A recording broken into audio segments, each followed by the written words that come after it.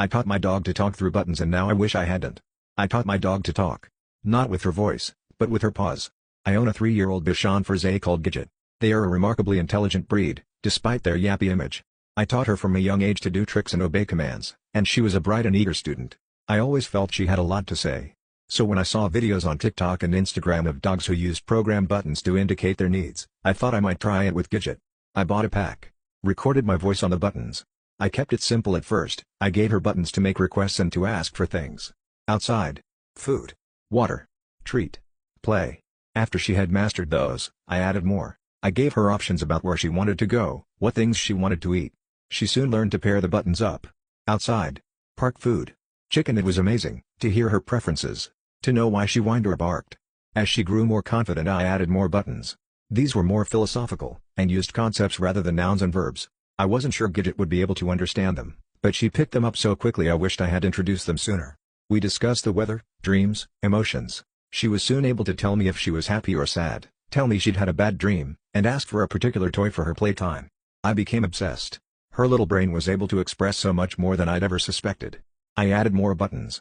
Soon she was able to tell me her mood, ask pertinent questions with the why button, make decisions based on what I suggested. She also liked to look out of the window and tell me what she saw. It was so interesting. Whilst I might look out of the window and see my neighbor carrying groceries from his car, Gidget would watch the same scene and tell me about the bird she had spotted, or stray leaf she had seen caught by the wind. I was able to see the world through her eyes.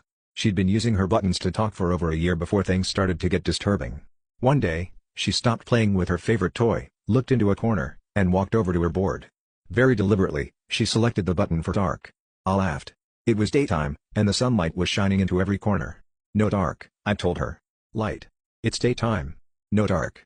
I used the buttons to reinforce my message. No. Dark. Light. Day. Gidget listened, but turned her little head back to the corner. After a few minutes she came back to her board. Dark, she said again. I'm afraid I shrugged. Shrugged off her words, and the message behind them. I may even have laughed. No dark, I said. Light. Gidget humored me. She was a very clever dog. Sometimes whilst we played she would stop and examine a random wall, hover by her word board ready to tell me what she saw, but my previous reaction must have discouraged her. Time and again she would stamp on the button for dark and I would look at where she looked and deny it. I added more buttons, and with those buttons came more unease. Dark. Stranger. No. Cold. I'd stand where she looked to show her it was okay. She would whine and cry and hit the stranger button. It upset me a lot. After a while, Gidget stopped using her buttons. She regressed.